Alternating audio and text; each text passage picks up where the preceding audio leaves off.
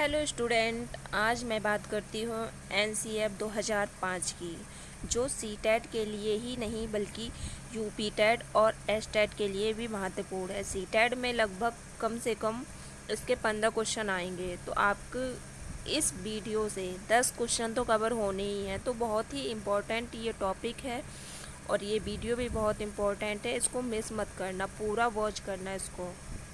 तो महत्वपूर्ण तथ्य लेकर आई हूँ मैं एनसीएफ 2005 के, जिसको आप रीड कीजिए। विद्यालय शिक्षा का अब तक का नवीनतम राष्ट्रीय दस्तावेज कौन सा है? ये क्वेश्चन में आ चुका है और ये आने की संभावना भी रहती है। ये बहुत बार पूछा गया है कि विद्यालय शिक्षा का अब तक का नवीनतम राष्ट्रीय दस्तावेज कौन सा है? तो कौन सा है?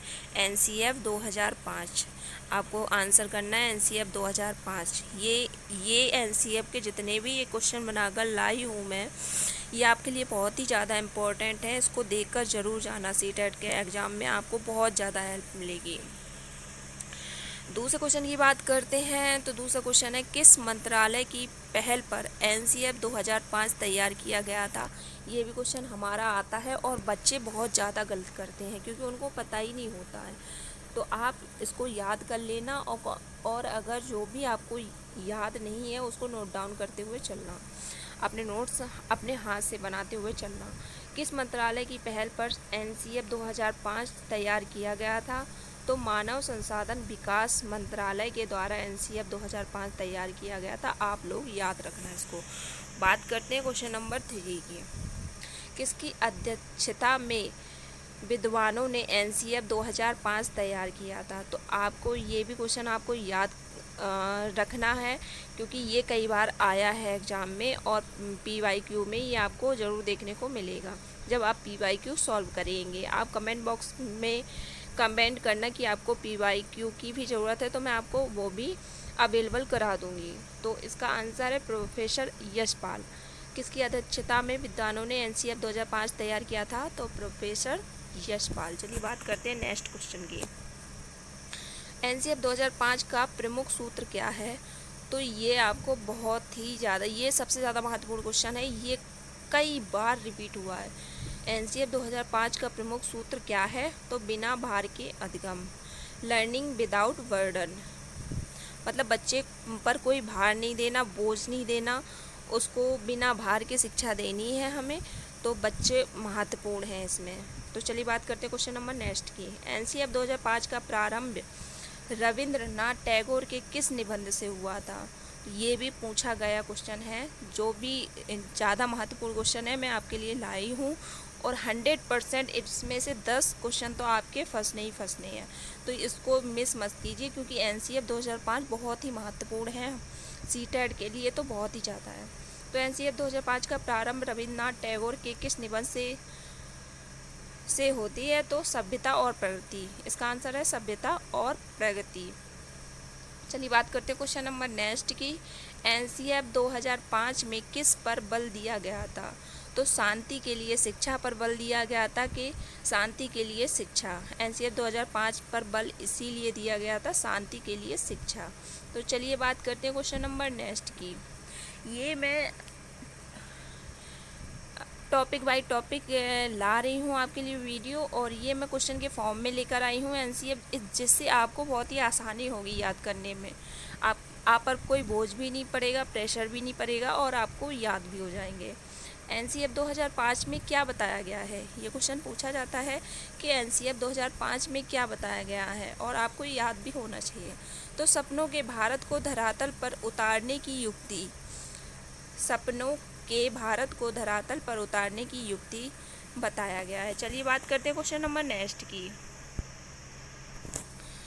एनसीएफ 2005 के अध्याय विद्यालय एवं कक्षा का वातावरण में क्या बताया गया है? एनसीएफ 2005 के अध्याय है एक जिसका नाम है विद्यालय एवं कक्षा का वातावरण। इसमें क्या बताया गया है जो पूछ रहे हैं? तो इसमें वातावरण के भौतिक एवं मनोवैज्ञानिक इसका आंसर हो जाएगा। चलिए बात करते हैं क्वेश्चन नंबर नेक्स्ट की। इसका आंसर है वातावरण के भौतिक एवं मनोवैज्ञानिक आयाम अधिगम को कैसे प्रभावित करते हैं, ये बताया गया है। चलिए बात करते हैं क्वेश्चन नंबर नेक्स्ट की। कैरिकुलम किस भाषा का शब्द है, ये कई बार पूछा गया है। कैरिकुलम किस भाषा का शब्द है, तो लैटिन भाषा का शब्द है। जो भी मोस्ट इम्पॉर्टेंट क्वेश्चन होंगे वो मैं आपको इंडिकेट करती हुई चलूँगी कि इसको तो ज़रूर रट कर जाना है आपको, ठीक है। कैरिकुलम किस भाषा का शब्द है, तो लैटिन भाषा का शब्द है। चलिए बात करते हैं क्वेश्चन नंबर नेक्स्ट की, क्योंकि समय नहीं गवाएंगे, ज़्यादा टाइम नहीं लेंगे, जल्दी जल्दी क्वेश्चन को फटाफट करेंगे। सामाजिक अध्ययन शिक्षण का राष्ट्रीय पाठ्यक्रम कब बनाया गया था? क्वेश्चन आता है सामाजिक अध्ययन शिक्षण का राष्ट्रीय पाठ्यक्रम कब बनाया गया था, तो 2005 में। बात करते हैं क्वेश्चन नंबर नेक्स्ट की। एनसीएफ 2005 में सामाजिक अध्ययन में कौन से मुद्दे को शामिल करने की अनुशंसा की गई है? एनसीएफ 2005 में सामाजिक अध्ययन में कौन से मुद्दे को शामिल करने की अनुशंसा की गई थी? तो उत्तर है इसका सभी स्तर के विद्यार्थियों के लैंगिक एवं स्वास्थ्य संबंधी मुद्दे, क्योंकि जब बच्चे स्वस्थ रहेंगे, मस्त रहेंगे, तभी तो वो पढ़ेंगे ना, तो इस पर बात की गई है। तो चलिए बात करते हैं क्वेश्चन नंबर नेक्स्ट की। एनसीएफ 2005 की कार्यशाला कहाँ पर आयोजित की गई है? तो एनसीईआरटी नई दिल्ली में। यशपाल शर्मा समिति में कुल कितने सदस्य थे? तो 38 सदस्य थे। पाठ्यक्रम निर्माण की आवश्यकता क्यों है? शिक्षा, आंसर है हमारा शिक्षा के उद्देश्यों की प्राप्ति हेतु। एनसीएफ 2005 का भाषा फॉर्मूला है। एनसीएफ 2005 का भाषा फार्मूला क्या है? तो त्रिभाषा फार्मूला है। ये त्रिभाषा फार्मूले पर बल देती है। तो चलिए बात करते हैं क्वेश्चन नंबर नेक्स्ट की। भाषा, प्रथम भाषा, द्वितीय भाषा एवं तृतीय भाषा कौन सी है? ये क्वेश्चन आपका आता है। ये पेडागोजी में बना दिया जाएगा, या तो हिंदी में आ जाएगा या संस्कृत में आ जाएगा। तो ये आपको देखने को जरूर क्वेश्चन मिलेगा, तो ये आप याद कर लेना। प्रथम भाषा कौन सी है, द्वितीय भाषा कौन सी है और तृतीय भाषा कौन सी है? तो प्रथम भाषा हमारी हिंदी है, राष्ट्रीय भाषा है, राज्य की भाषा है। हिंदी हमारी कौन सी भाषा है? राज्य की भाषा है। द्वितीय भाषा के रूप में अंग्रेजी को शामिल किया गया है, जो अंतर्राष्ट्रीय भाषा है। तृतीय भाषा में स्थानीय भाषा, पंजाबी भाषा आदि को लिया गया है। तो चलिए बात करते हैं क्वेश्चन नंबर नेक्स्ट की। और तृतीय भाषा में संस्कृत भी शामिल है। तो चलिए बात करते हैं क्वेश्चन नंबर नेक्स्ट की। एनसीएफ 2005 में सुझाव दिया गया है कि सूचना को क्या मानने से बचा जाए? सूचना को क्या मानने से बचा जाए? मान लो कोई सूचना है, हम लोग सोशल मीडिया पर देखते हैं, तो उसको ज्ञान के रूप में नहीं देख सकते ना, तो इसको ज्ञान नहीं कह सकते, तो इससे ज्ञान से बचा जाए, ठीक है। क्वेश्चन नंबर नेक्स्ट की बात करते हैं। एनसीएफ 2005 में किन शिक्षण सूत्रों के अधिकतम प्रयोग का सुझाव दिया गया है?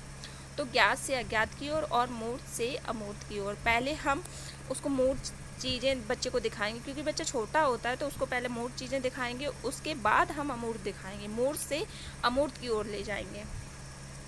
और ज्ञात से अज्ञात, ज्ञात जो चीज़ उसको ज्ञात है वो पहले से जानता है, उसी से रिलेटेड ज्ञात से हम फिर अज्ञात की ओर उसको ले जाएंगे बच्चे को, ठीक है। क्वेश्चन नंबर नेक्स्ट की बात करते हैं। एनसीएफ 2005 के अनुसार मार्गदर्शन सिद्धांत के निहितार्थ हैं, कौन से हैं? ज्ञान को स्कूल के बाहर के जीवन से जोड़ना, यानी कि ज्ञान को स्कूल से ही नहीं बल्कि उसके बाहर के जीवन से भी उसको जोड़ना है, क्योंकि बच्चे खेल खेल में ज़्यादा सीखते हैं, किताबों से कम सीखते हैं, क्योंकि बच्चे छोटे होते हैं तो इतना वो नहीं सीखते, तो उनको खेल खेल के माध्यम से बाहर की दुनिया से जोड़ते हुए उनको चलना होता है, ठीक है। क्वेश्चन नंबर नेक्स्ट की बात करते हैं। एनसीएफ 2005 के अनुसार बच्चों की गलतियाँ क्यों महत्वपूर्ण हैं? एनसीएफ 2005 कहता है कि बच्चे की गलतियाँ क्यों महत्वपूर्ण हैं। आंसर है आपका, यह समाधान को पहचानने में सहायता करती हैं। जब बच्चे गलती करेंगे, क्योंकि महत्वपूर्ण इसीलिए तो है, जब बच्चे गलती करेंगे तभी तो वो सीखेंगे ना। जब बच्चा कोई गलती ही नहीं करेगा तो वो सीखेगा? जब गलती पे गलती होगी तो बच्चा कुछ ना कुछ तो सीखेगा ना। तो गलतियों से ही इंसान सीखता है, ठीक है। क्वेश्चन नंबर नेक्स्ट की बात करते हैं। शिक्षा बिना बोझ के, जो एनसीएफ 2005 का प्रमुख स्रोत है, उसका अर्थ क्या है? तो इसका आंसर है आपका पाठचर्या के बोझ को कम करना। पाठचर्या के बोझ को कम करना। चलिए बात करते हैं क्वेश्चन नंबर नेक्स्ट की। एनसीएफ 2005 सिफारिश करता है कि प्राथमिक स्तर पर गणित की शिक्षा का केंद्र होना चाहिए। तो इसका आंसर है आपका कक्षा में पढ़ाई गई टॉपिक्स को विद्यार्थी के दैनिक जीवन से जोड़ना। हम कोई मैथ का चैप्टर अगर उसको पढ़ा रहे हैं बच्चे को तो दैनिक जीवन से जोड़ना, क्योंकि रोटी से भी आप हम सर्कल दिखा सकते हैं, बता सकते हैं बच्चे को कि इसका हाफ करेंगे तो कितना होगा, इसका हाफ करेंगे तो कितना। ऐसे बच्चा दैनिक जीवन से जोड़कर उसको सिखाना होता है। जो भी चीज़ें हमारे आसपास रहती हैं उससे बच्चा जल्दी सीखता है, तो उसी से हमको सिखाना चाहिए। तो चलिए बात करते हैं क्वेश्चन नंबर नेक्स्ट की।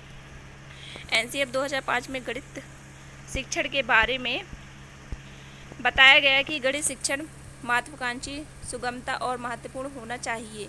यहाँ महत्वाकांक्षी का अर्थ क्या है? महत्वाकांक्षी का ये इम्पोर्टेंट क्वेश्चन है जो आने की संभावना है। तो इसका है गणित के उच्च उद्देश्य लक्ष्य की प्राप्ति। इसका आंसर है गणित के उच्च उद्देश्य लक्ष्य की प्राप्ति। चलिए बात करते हैं क्वेश्चन नंबर नेक्स्ट की। एनसीएफ 2005 में गणित की लंबी आकृति का क्या आशय है? एक, तो इसका आंसर है एकता संकल्पना एवं दूसरी एकता संकल्पना पर दूसरी संकल्पना बनाना। चलिए बात करते हैं क्वेश्चन नंबर नेक्स्ट की। एनसीएफ 2005 के अनुसार सीखना क्या है? आंसर है आपका मानसिक विकास, शिल्पकला, केंद्र एवं व्यावसायिक ज्ञान, ये सभी सीखता है बच्चा। चलिए बात करते हैं क्वेश्चन नंबर नेक्स्ट की। एनसीएफ 2005 में किस परीक्षा के संबंध में सुधार के लिए सुझाव दिए गए थे? तो कक्षा 10वीं की परीक्षा ऐच्छिक हो, कक्षा 10वीं की परीक्षा ऐच्छिक हो, इस पर सुझाव दिए गए थे। एनसीएफ 2005 किस पर बल देती है? तो करके सीखने पर बल देती है। एनसीएफ कहती है कि जब तक बच्चा करेगा नहीं तब तक वो सीखेगा नहीं, तो उसको करके सिखाना है हमें। तो चलिए बात करते हैं क्वेश्चन नंबर नेक्स्ट की। एनसीएफ 2005 में कला शिक्षा को विद्यालय में जोड़ने का क्या उद्देश्य है? तो आंसर है संस्कृति विरासत की प्रशंसा करना एवं छात्रों के व्यक्तित्व और मानसिक स्वास्थ्य को विकसित करना। बात करते हैं क्वेश्चन नंबर नेक्स्ट की। एनसीएफ 2005 में गुणवत्ता आयाम शीर्षक के अंतर्गत किसको महत्व दिया गया? तो आंसर है हमारा बालकों के लिए संरचित अनुभव एवं पाठ्यक्रम सुधार को। एनसीएफ 2005 के अंतर्गत परीक्षा सुधारों में किस सुधार को सुझाव दिया गया? तो सामूहिक कार्य मूल्यांकन, सतत मूल्यांकन, खुली पुस्तक की परीक्षा मूल्यांकन। चलिए बात करते हैं क्वेश्चन नंबर नेक्स्ट। यही बस इतने ही क्वेश्चन हैं, तो इनको आपको तैयार करके जाना है क्योंकि ये महत्वपूर्ण क्वेश्चन हैं बच्चे। इनको आप पढ़ के ज़रूर जाएं क्योंकि सीटेट में एनसीएफ 2005 इतना महत्वपूर्ण है क्योंकि इसके क्वेश्चन आपके हिंदी में भी आने हैं, मनोविज्ञान में भी आने हैं, संस्कृत में भी आने हैं और पेडागोजी में भी आने हैं, गणित पेडागोजी में भी आने हैं और इंग्लिश में भी आने हैं। तो ये टॉपिक बहुत ही ज़्यादा महत्वपूर्ण होता है, ये कई क्वेश्चनों को कवर करता है, तो ये आपको देख कर जाना है, ये महत्वपूर्ण क्वेश्चन है। तो आपके लिए हम रोज़ लाएंगे टॉपिक वाइज स्टडी कराएंगे, आपकी सीटेट पूरा क्लियर कराएंगे। अभी उसके एग्ज़ाम में टाइम है तो आप पढ़ते रहिए, बैठिए मत, पढ़ना कुछ ना तो पढ़ना ही ज़रूरी है।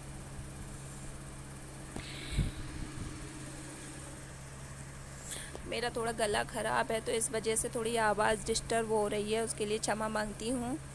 और आपको PYQ लगाते रहना है क्योंकि उससे आइडिया हो जाता है किस टाइप के क्वेश्चन पूछे जाएंगे। अब की बार मैं लाऊंगी आपको पेडागोजी से रिलेटेड, मनोविज्ञान पेडागोजी कराऊंगी आपको, तो उसके लिए आप तैयार हैं? कमेंट बॉक्स में लिखना और चैनल को सब्सक्राइब कर लेना क्योंकि आपके लिए हम रोज़ वीडियो लाते हैं। चलिए अब वीडियो को बंद करते हैं क्योंकि गला साथ नहीं दे रहा मेरा। चलिए थैंक यू। बच्चे पढ़ते रहिए, स्वस्थ रहिए, मस्त रहिए और पढ़ाई बिल्कुल नहीं छोड़नी है, पढ़ाई तो करनी है और लगे रहना है क्योंकि जब हम चलते रहते हैं तो मंजिल हमें अपने आप मिल जाती है।